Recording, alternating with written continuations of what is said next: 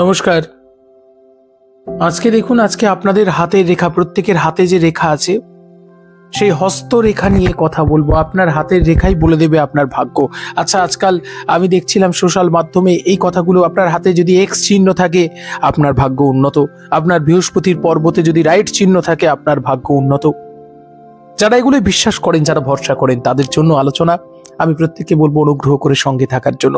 আপনার হাতে যদি একটি বিশেষ চিহ্ন থাকে, মনে রাখবেন আপনি অনেক সৌভাগ্যশালী, অন্যের থেকে বেশি সৌভাগ্যশালী। তা মনে রাখবেন যে হাতের কোন রেখাটা দেখে আপনি বুঝবেন আপনার ভাগ্য খুব উন্নত। দেখুন, আমি প্রত্যেককে বলবো হাতের রেখা আপনারা দেখুন। হাতে অনেক আঁকি বুকি আছে, অনেক হাতের রেখা আছে, প্রত্যেকের আছে। আপনার আমাদের প্রত্যেকের এই হাতের রেখা আছে। তার সঙ্গে সঙ্গে মনে রাখুন, হাতের রেখায় ভাগ্য শুধুমাত্র বদলাবে না, হাতের রেখা অনুযায়ী যদি আমাদের কর্ম, হাতের পাঞ্জাটা যদি ঠিক করে রাখতে পারি, মনে রাখবেন আমরা প্রত্যেকের ভাগ্য বদলাবে। এখন হাতের রেখায় যেগুলো দেখবেন, আমি তবু কতগুলো লক্ষণ না বললে এক্ষুনি রেগে যাবেন সকলে। ভাগ্য রেখা, আয়ু রেখা, এগুলো যারা দেখেন, আমি বলবো আজ থেকে কয়েক বছর আগে, বুঝেছেন, আমার এক আত্মীয় তিনি গত হলেন।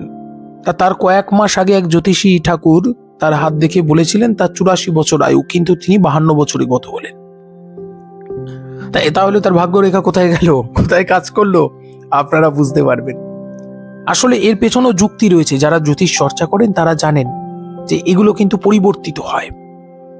ওই যে গ্রহের অবস্থান, শনির দশা ইত্যাদি, এগুলো নিয়ে অতিরিক্ত ভয় পাওয়া, ভেঙে পড়ার কিচ্ছু নেই। আমি প্রত্যেককে বলবো যে প্রত্যেকে কিন্তু কর্মে বিশ্বাস করুন। যেমন কাজ করবেন তেমন ফল পাবেন। সঙ্গে সঙ্গে হয়তো পাবেন না, কিন্তু পাবেন। ভালো কাজের ফল আছে সব সময়।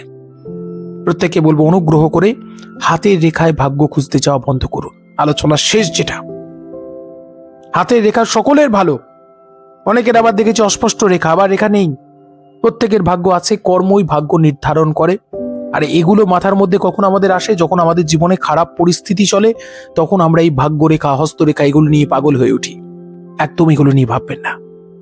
আপনার দিন ভালো যাবে, আপনার জীবন ভালো যাবে। আপনি মনটাকে আগে ভালো করুন, কাজের মধ্যে ডুব দিন, সফলতা আপনার হাতের মুঠোয়, তাই না? আর কোনো বুজরুকের পাল্লায় পড়বেন না, তাই না? তাহলে পৃথিবীর বড় বড় সমস্যা এগুলো দিয়ে কাটানো যেত। ভালো থাকবেন। আজকে এখানে শেষ করছি, পরবর্তী পর্বে আলোচনা হবে। সঙ্গে থাকুন। নমস্কার।